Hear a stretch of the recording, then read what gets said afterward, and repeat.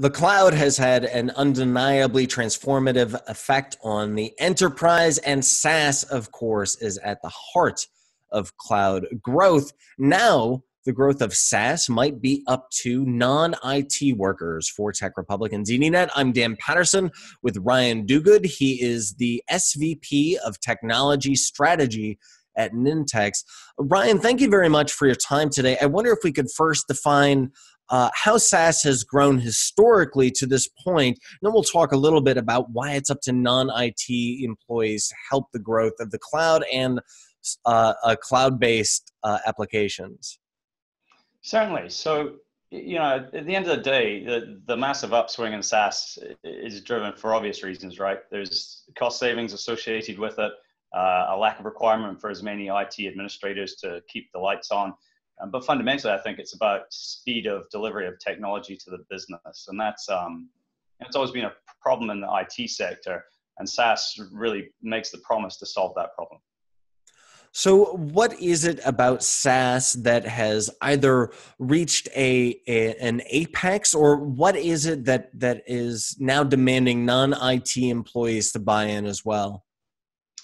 I think there's two parts to this, right? The first part is that at the end of the day, SaaS has largely been driven by demand from the business. IT historically has struggled to keep up with the requirements of the business. And so the business is constantly pushing for the latest and greatest technology. I think the other side of it is now there's a proliferation of SaaS vendors out there. When in the early days, it was the big boys like the Workdays and Salesforce and the likes. There's now a SaaS application for everything, for every business function, for every industry, no matter how large or small. And so as a result, there's really this thirst or appetite for the business to get in and self-serve, even if IT is not willing to be a part of that journey. Can you give us a profile of some of the IT and business technology decision makers who are now involved in the process of adopting SaaS solutions for the enterprise? Certainly, it's the typical players. So it's everything from the CIO down to the VPs and directors of IT within an organization. But more importantly now, what we're starting to see is a lot of decisions being made by what we call, I think, line of business IT. Essentially, very smart technology focused individuals within a particular department. So for example, in the sales department, you'll typically find a Salesforce administrator who's responsible for the deployment, the management, the feeding and nurturing of their Salesforce CRM. And so you're starting to see a lot more of that type of role turn up within an organization, whether they're responsible for Salesforce's CRM, your human capital management systems, or the likes. But it's more of a decentralized type of IT in larger organizations.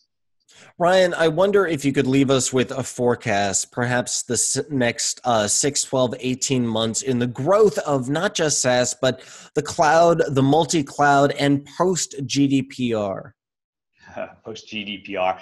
I guess GDPR and other associated compliance requirements are sort of the stick that people wave to try and slow this down. But at the end of the day, the prediction I'd give is there's no stopping this, right?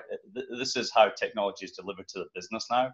It meets the needs of the business, the pace. It helps people tackle digital transformation, get ahead of disruptive competitors in the marketplace. And so I think you're just going to see more and more.